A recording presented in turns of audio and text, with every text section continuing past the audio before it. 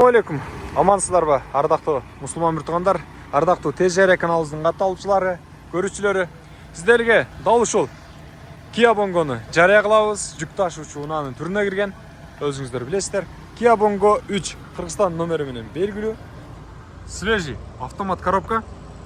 2018 жылы чыгарылган 2.5 кыймылдаткычтын көлөмү. Телефон номерлери жазылып турат.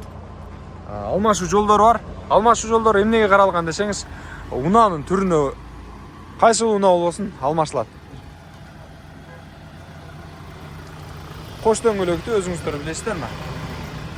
Жүктөөчү жайы ушундай деңгээлде. Азыр мен салонундагы сиздерге көргөзүп кетем. Сырткы айланасын көргөзүп коеюн азыр. Берсе. Абалы сон мыкты деңгээлде. Комплектациясы кандай деп кызыгып жатсаңыздар керек. Электропакет, подогрев сиденья, подогрев руль. Көрүп турасыздар.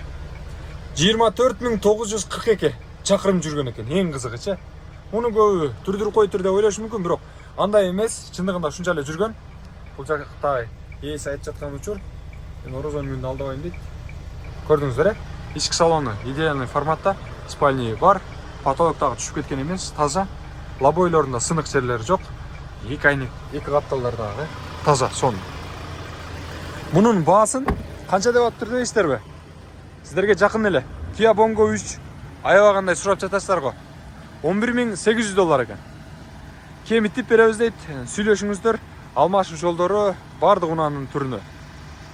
Чалыңыздар, байланышыңыздар, алып кетиңиздер. Мына бир катар айландырып коеюн. Ассаламу алейкум, ТЖР каналы. Сак саламатта туруңуздар.